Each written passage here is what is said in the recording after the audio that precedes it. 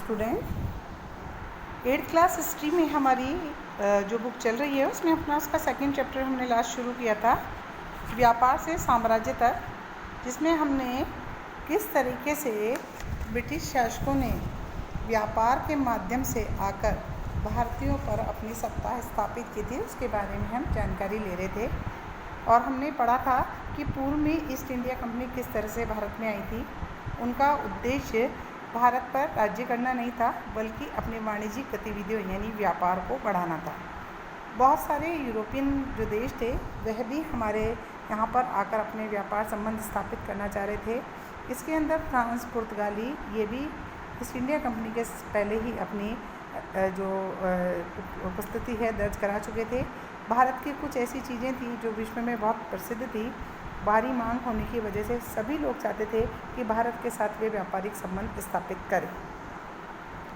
अब जब एक व्यक्ति से अधिक व्यक्ति आकर व्यवसाय करने की इच्छा से आते हैं तो प्रतिस्पर्धा का सामना करना पड़ रहा था ईस्ट इंडिया कंपनी को, और यही कारण था कि दूसरी कंपनियों के जहाज़ों को डुबोना, रास्ते में व्यापारिक रुकावटों को पैदा करना, ये सब चीज़ें उनके बीच में होने लगी। चलिए पढ़ते हैं आज हम कि किस तरीके से ईस्ट इंडिया कंपनी ने बंगाल में व्यापार की शुरुआत की। पहली इंग्लिश फैक्ट्री जो थी 1851 में हुगली नदी आपको बता दूँ वेस्ट बंगाल में, पश्चिम बंगाल में कंपनी व्यापारी यहीं से अपना कार्य चलाते थे, व्यापारिक कार्य थे। और इन व्यापारियों को उस ज़माने में क्या कहा जाता था? फैक्टर्स कहा जाता था। बेटा जो व्यापारी थे, जो व्यापारिक काम करते थे, उनको उन्होंने नाम दे रखा था फैक्टर्स। इस फैक्ट्री में वेयर हाउस था और वेयर हाउस के अंदर उन्होंने क्या कर रखा था? माल को इकट्ठा कर रखा था। किसके लिए? ताकि वे अपने देश में उस माल को भेज सकें। ठीक है, यहीं पर उनका दफ्तर हुआ करता था जहाँ पर उनके अफसर बैठा करते थे। ठीक है, जैसे जैसे इन्होंने इस हुगली नदी के किनारे अपने व्यवसाय को फैलाना शुरू किया तो नेचुरली है जब व्यवसाय फैलेगा तो सौदागर, व्यापारी सभी वहीं आसपास में आके बसेंगे। और क्योंकि सारी सुविधाएं उनको वहीं मिलती थी। 1696 में कंपनी ने इस आबादी के चारों तरफ एक किला बनाना शुरू कर दिया था और 2 साल बाद उसने मुग़ल अफसरों को रिश्वत देकर 3 गांव की जमींदारी भी खरीदी। ये जो गांव था जिसका कि नाम था कालीकता, जो बाद में हमारा कलकत्ता बना और अब जिसे हम कोलकाता के नाम से जानते हैं, ये वही गांव था।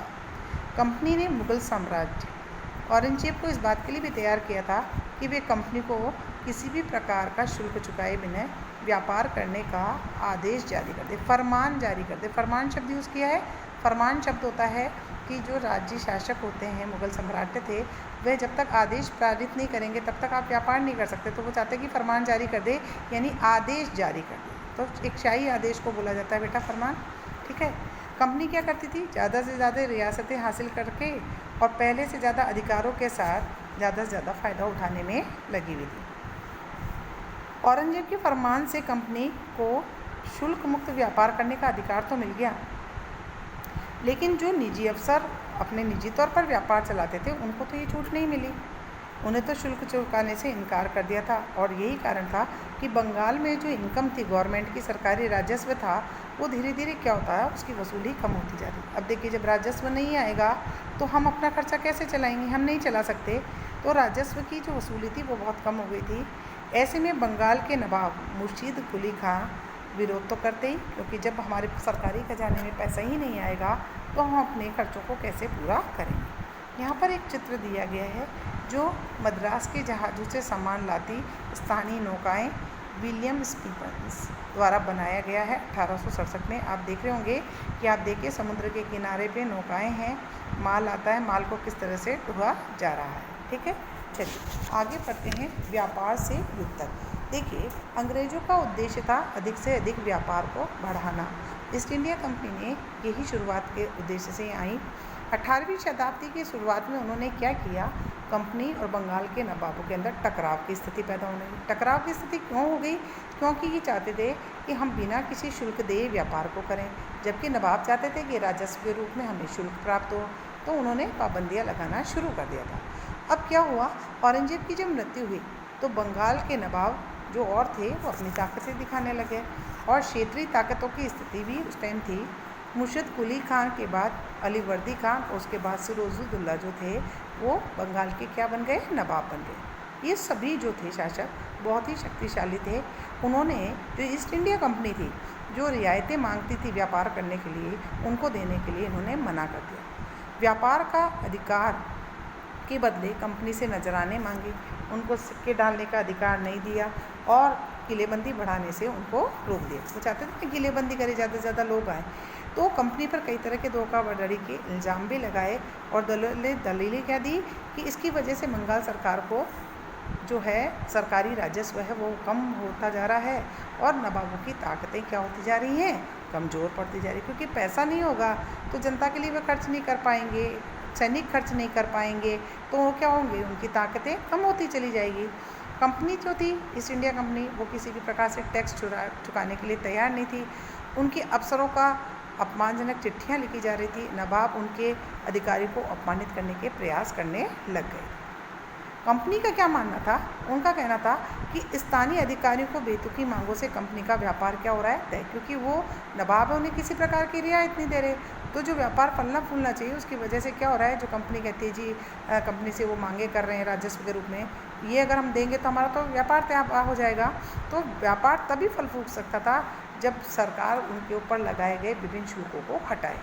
लेकिन कंपनी को इस बात का यकीन हो गया था कि उसको अपना अगर व्यापार को बढ़ाना है, फैलाना फूलाना है, तो अपनी आबादी को यानी अंग्रेज़ों की आबादी को यहाँ बढ़ाना होगा, गांव खरीदने होंगे और किलों का पुनर्निर्माण करना होगा। ये टकराव दिनों दिन और ज़्यादा बढ़ते चले गए। इन टकरावों की परिणति के परिणाम स्वरूप प्लासी का प्रथम युद्ध, प्लासी के युद्ध जो कि व्यापार से शुरू हुआ और तब्दील हो गया संबंधों में टकराव से कि युद्ध की स्थिति आ गई। देखिए यहाँ पर कठपुतली शब्द का प्रयोग किया गया है। कठपुतली क्या होती है, आप सभी ने देखा होगा कि एक लकड़ी की खिलौना होता है जिसको उंगली पे धागों के सहारे से नचाया जाता है। तो कहते हैं ना उंगली के सहारे से नचाना। तो जो किसी व्यक्ति दूसरे को अपने इशारों से नचाता है तो मजाक में उसके लिए शब्द होता है कठपुतली बना रखा है इसने, तो अपने आप को उसको और अपने इशारों पे नचाता है। ठीक है, तो यहाँ कठपुतली अक्सर इस शब्द के साथ में प्रयोग में लिया गया। अब पढ़ते हैं प्लासी के युद्ध के बारे में। प्लासी का युद्ध जो था क्यों हुआ, आपको मैंने बताया। जब अंग्रेजी ईस्ट इंडिया कंपनी और हमारे नवाबों के बीच जब टकराव की स्थितियाँ पैदा होने लगी तो ये व्यापारिक संबंधों के स्थान पर युद्ध में तब्दील हो गई। प्लासी जो शब्द है ये अंग्रेज़ों ने दिया है, जबकि हमने पलासी शब्द का प्रयोग किया था। पलासी हमारे यहाँ एक पौधे का नाम है जो खूबसूरत पलाश के पौधे होते हैं जिनसे गुलाब बनाया जाता है और उस गुलाल को हम क्या करते हैं, होली पर इस्तेमाल करते हैं। लेकिन अंग्रेज़ों ने इसको बिगाड़ कर पलासी की जगह प्लासी शब्द का प्रयोग कर दिया। ठीक है, 1857 में अलीवर्दी खान की मृत्यु के बाद जब सिरोजुद्दौला को बंगाल का नवाब बनाया गया तो सिरोजुद्दौला की ताकत से अंग्रेज़ों को काफ़ी भय था। सिरोजुद्दौला की जगह कंपनी एक ऐसा कठपुतली यानी हाथों पे नचाने वाला व्यक्ति नवाब बनाना चाहती थी जो उनको क्या करे, व्यापारिक गतिविधियों में रियायतें दें, सुविधाएं दें, ताकि वे आसानी से अपने व्यापार को बढ़ा सके। कंपनी का प्रयास था कि सिराजुद्दौला के जो भी प्रतिद्वंदी है, जो उसके द्वेष रखते हैं, क्यों ना किसी ऐसे व्यक्ति को नवाब बना दिया जाए। लेकिन कंपनी ने बहुत सारे प्रयास करे, उसे कोई कामयाबी नहीं मिली। जवाब में सिराजुद्दौला ने ये आदेश फरमान जारी किया कि कंपनी उनके राज्य में राजनीतिक मामलों में न तो टांग अड़ाए, किलेबंदी को रोके और बाकायदा जो शुल्क लगाए हैं राजस्व में वे चुकाए। लेकिन दोनों ही पक्ष अपने अपने पक्षों को पीछे हटाने के लिए तैयार नहीं हुई। अपने 30,000 सिपाहियों के साथ नवाब ने कासिम बाज़ार में स्थित इंग्लिश फैक्ट्री पर हमला बोला। नवाब की फ़ौजों ने अंग्रेज़ी जो अफसर थे उनकी गिरफ्तार किया, उनके गोदामों पर ताला लगा दिया, यानी कि अंग्रेज़ों को पूरी तरीके से ईस्ट इंडिया कंपनी को पूरी तरह से लताड़ दिया, अंग्रेज़ों के जहाज़ों के घेरे बना लिए। इसके बाद नवाब ने कंपनी की कलकत्ता स्थित किले पर भी कब्जा करने का रुख कर दिया। कलकत्ता जब हाथ से निकलने की खबर मिली तो मद्रास में तैनात कंपनी के जो अफसर थे रॉबर्ट क्लाइव, उसके नेतृत्व में सेनाओं को रवाना किया गया ताकि इसका सामना किया जाए। इस सेना को नौसैनिक बड़े बेड़े की भी इनको मदद मिली, उनके पास अच्छी सैनिक टुकड़ियाँ थी। इसके बाद उन्होंने नवाब के साथ लंबे समय तक सौदेबाजी की। आखिरकार 1857 रॉबर्ट क्लाइव ने प्लासी के मैदान में सिराजुद्दौला को सेना का नेतृत्व करते हुए युद्ध किया। नवाब सिराजुद्दौला की हार का सबसे बड़ा कारण उनके सेनापतियों में से एक सेनापति था जिसका नाम था मीर जाफ़र। उसने उसका साथ नहीं दिया, उसने उस युद्ध में हिस्सा नहीं लिया और रॉबर्ट क्लाइव ने यह कहकर उसके साथ अपने आप को मिला लिया मीर जाफ़र के साथ कि मैं सिराजुद्दौला को हटा दूंगा और तुम्हें नवाब बना दूंगा। हमारे भारत में ये सबसे शुरू से कमी रही है, लालच, कि अपने नवाबी के चक्कर में उन्होंने सिराजुद्दौला का क्या छोड़ दिया, साथ छोड़ दिया। परिणाम स्वरूप क्या हुआ कि प्लासी की जंग हमारे लिए इम्पॉर्टेंट क्यों है, क्योंकि ये एक पहला ऐसा युद्ध था जिसके अंदर अंग्रेज़ों को जीत हासिल हुई थी। प्लासी की जो लड़ाई थी उसके अंदर हमारे जो शासक थे, नवाब थे सिराजुद्दौला, उनकी हार हो गई थी और जंग के बाद में सिराजुद्दौला को मार दिया गया था और जो मीर जाफ़र थे उनको अंग्रेज़ों ने क्या बना दिया था, नवाब बना दिया था। प्लासी का युद्ध पहला ऐसा युद्ध महत्वपूर्ण है जिसके अंदर अंग्रेज़ों को युद्ध मिली, इसीलिए ये महत्वपूर्ण युद्ध माना जाता है अंग्रेज़ों के शासन का, जिसमें उन्होंने अपने पैर जमाने शुरू किए। कंपनी अभी अपने शासन को संभालने के लिए तैयार नहीं थी, उनका उद्देश्य था व्यापार फैलाना और उन्होंने सोच लिया था कि स्थानीय शासकों की मदद के बिना लड़ाई लड़े किसी राज्य पर सीधे कब्जा जमाने की कोई ज़रूरत नहीं है। उन्होंने जल्दी ही कंपनी को एहसास हुआ कि ये रास्ता आसान नहीं है।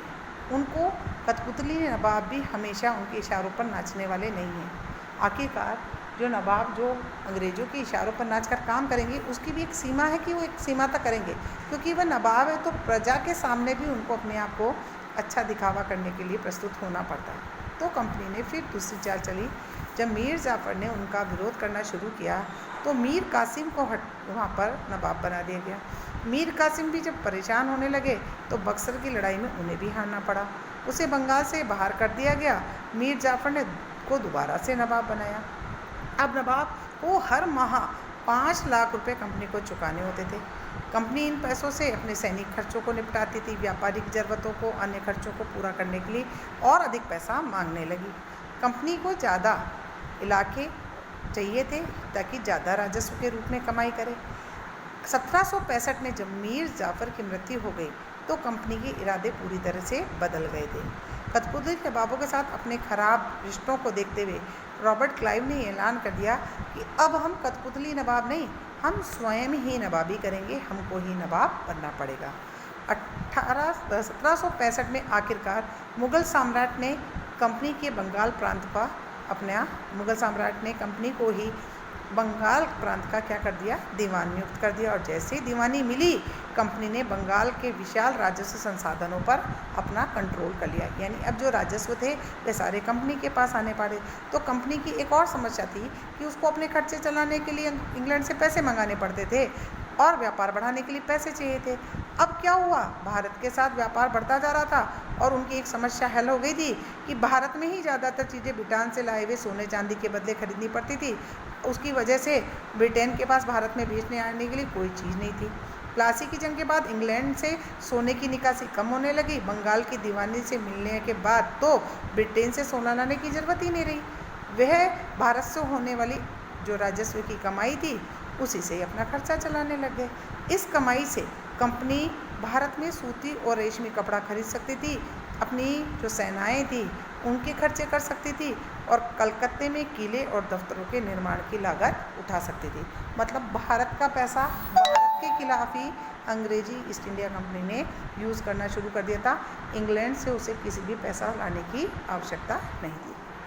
नवाब की क्या शिकायतें थी, यहाँ एक बॉक्स में बताया गया है। 1733 में बंगाल के नवाब इंग्लिश व्यापारियों के बारे में बोला, जब ये पहली बार हमारे देश आए थे तो उन्होंने सरकार के सामने मिन्नती करते हुए उन्हें फैक्ट्री बनाने के लिए थोड़ी सी ज़मीन दी जाए। वे ज़मीन मिल गई तो उन्होंने अपना मजबूत किला खड़ा कर डाला। अब चारों तरफ गड्ढे बना दिए जो नदी से गुजरते हैं। दीवारों पर उन्होंने जाने कितनी तोपें तैनात कर दी। उन्होंने बहुत सारे सौदागर व अन्य लोगों को मातहम रहने के लिए तैयार कर लिया और वे 1 लाख रुपए राजस्व वसूल कर रहे हैं। वे असंख्य औरतों और मर्दों को उनके ही देश में गुलाम बनाकर लूट खसौट कर रहे हैं। ऐसी शिकायतें नवाब ने की। तो आज इतना ही बच्चों। कल हम पढ़ते हैं कि कंपनी के जो अफसर हैं किस प्रकार से नवाब बनकर बैठे और उन्होंने भारत को किस तरह से भारत पर शासन किया। आज के लिए इतना ही।